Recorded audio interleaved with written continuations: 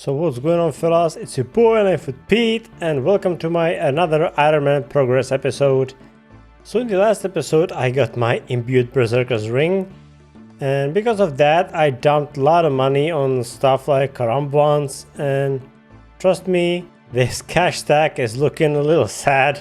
So instead of doing the red wines in Alderin in Varlamore, I think I'll try to do some Wintertodt, because at the end of the day it allows me to level up my fire making and construction, and to a certain degree fletching as well. So I'm wondering what is the current GP per hour in Wintertodt. Well, there we go. I'm not sure how long I spent here, but it was like 3 hours at least, probably, or something around that. And because I scored almost 52,000 points, I got 105 rewards from this round. So now I have 160 total rewards from the reward card. And let's see how much I've made. So there we go. That was all the rewards from the Wintertodt, and I was expecting more, because currently I have 111,000 coins. I mean, it's not that bad considering how many other rewards I actually got from the Wintertodt so far, because you get also a lot of supplies from doing the Wintertodt. But let's continue pushing towards the actual mid-game content. So first on the list is Recipe for Disaster part Pirate Pete. It rewards me with the diving apparatus, which will be very useful when I'm farming the giant seaweed for the super glass make. And with the super glass make you can literally train crafting while standing at the bank. But enough talking, let's get the items for the quest. Alright, here are the bronze bars for the bronze wire. And let's make the fish bowl as well. And there it is, there is the third cod I need for the quest. Even though I need only one, you know how it is with chance of burning the food. So I'm bringing 3 just in case.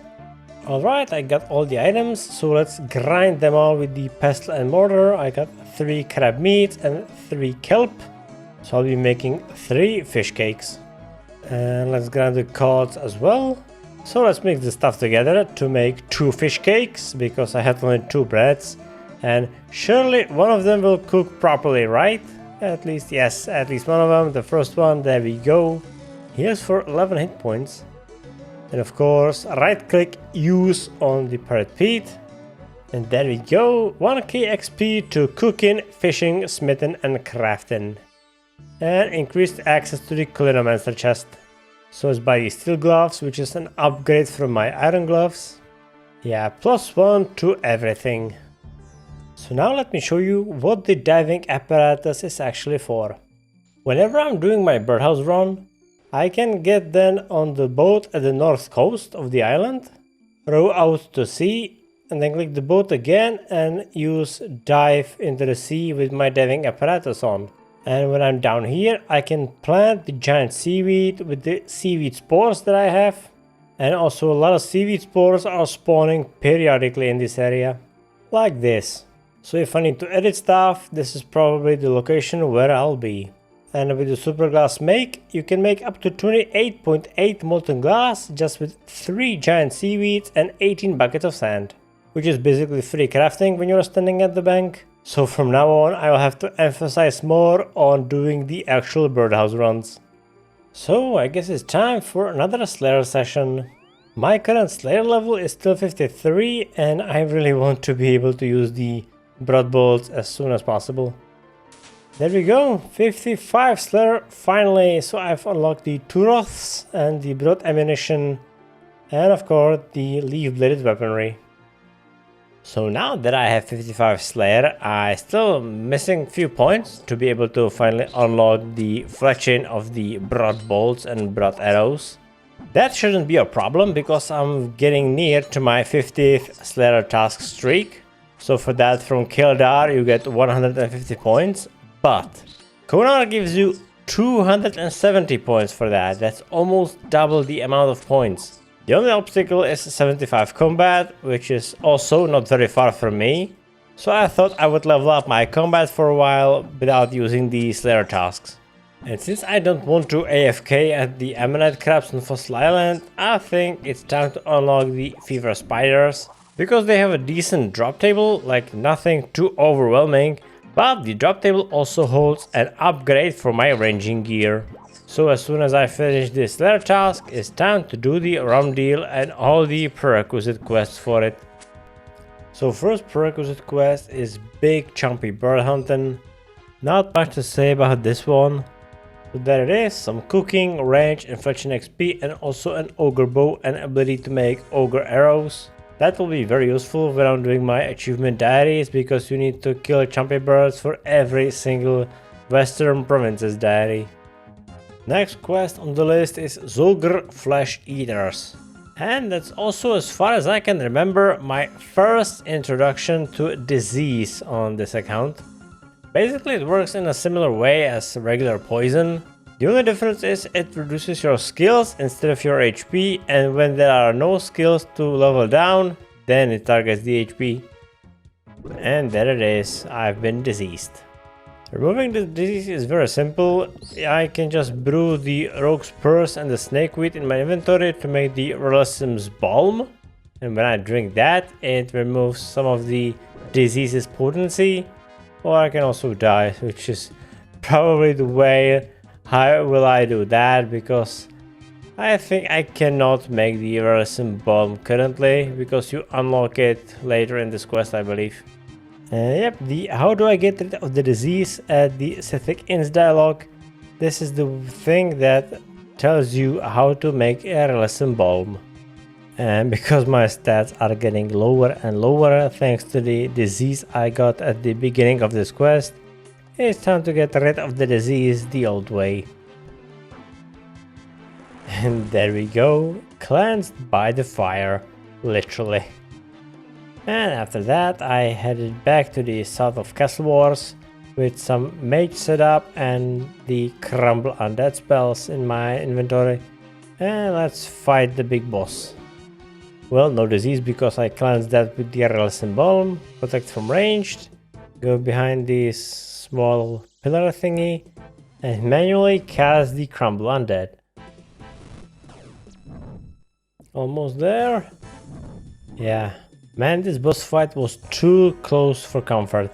At least he dropped some super rare bones, which I'm taking with me. And now let's finish the Zogre Flesh Eaters. So there we go, 2k XP into ranged, fletching and herblore. And also the ability to make the Relissim balm and ability to craft the brutal arrows. But I'm almost finished with my prerequisites for the Rum Deal. I just need 47 prayer, but first let's get rid of the disease. One stop to the Lumbridge Swamp Caves, and that solves my disease problem. The last requirement for the Rum Deal is having 47 prayer, which I currently do not have, but there is a way how to get like prayer levels fast by using the libation bowl in Varlamore. For that I need two things, a lot of bones, which I currently have in my bank, and an access to a lot of jugs of wine, which will not be a problem, because there is an inn in Camptorum which have almost unlimited jugs of wine in their stock. But to be able to access Camptorum, I need to first finish the quest Twilight's Promise and start the quest Perilous Moons. So there we go, Twilight's Promise finished, 3k Thieving XP and ability to use the Quetzals, which are the like parrot-like birds. And now I need to start the Perilous Moons, and the unlocking of the Camptorum city is like at the very beginning of this quest. So Silver Nagua has been killed, so aqueducts are safe. And now they will let me inside the Camptorum. And there it is, Camptorum.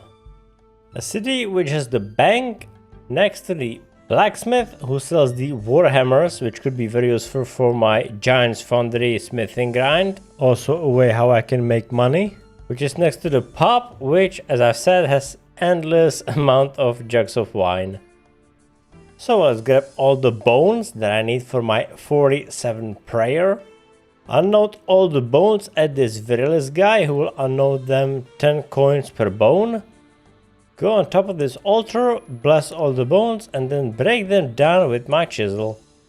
Once all bones are made into the bone shard, just head back to Kemptorum, buy some wine, then bless all the wines as I blessed my bones, and then spam click the libation bowl and watch the prayer XP fly in.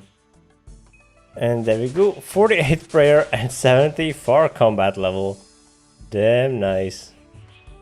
So all the requirements for Rum Deal were met, so now I just need to buy a pair of the Slayer gloves for the fever spiders that I'll be killing there, because if you attack them without the Slayer gloves you get diseased as well. And I'll try how good of a money maker the fever spiders actually are. Rum Deal quest. Quest where we are brewing rum out of super smelly blindweed flower. Stagnant water, like God knows for how long this water has been resting on this top of the volcano. Sea sluglings, probably for the added texture. What the actual... Listen to this guys, even the brewing vat is telling me the ingredients are horrible. Actually it's just possessed by an evil spirit, so we are getting a holy wrench, which has a nice passive bonus that says our prayer potions will sometimes regenerate another prayer point, and I know a few scenarios where that could be very useful. And as soon as I try to repair it, an evil spirit spawns. Luckily with my protect from melee and my air spells he is not an issue to deal with. So the evil spirit goes down, and now it's time to go for the last ingredient for the rum. The carcass of a fever spider, probably for the added crunchiness. So one fever spider coming right up, and ready head chaps, nice, that is an upgrade for my ranging gear. That was fast. And there it is, Rum Deal finished, 7k XP to prayer, fishing and farming, and also the holy wrench. So let's try the fever spiders as a moneymaker, just with my melee regular setup and extra added Slayer gloves for the disease immunity, and let's see how it goes. So I spent like 30 minutes here and I've made 55k from all the high alching that I did. Also the spiders are quite nice source of the pure essences and the quarms with the limport roots. Sadly, I do not have the herb sack yet, so probably if I would do this moneymaker frequently, I would do the Ghost Ahoy for the ability to bank stuff at the Port Phasmatis, but otherwise it's still better moneymaker than the Wintertodt. So currently if I want to make money, I can do either fever spiders and train combat while I'm doing it, or the agility pyramid in the desert where I can train agility as a byproduct, or the Giant's Foundry if I want to make money while also leveling up my smithing. Sadly, that's gonna be everything for today's episode. A lot of stuff, a lot of money gonna be involved in the next one, so hit like, consider a sub, drop some feedback in the comments below, and I'll see you next time. Peace.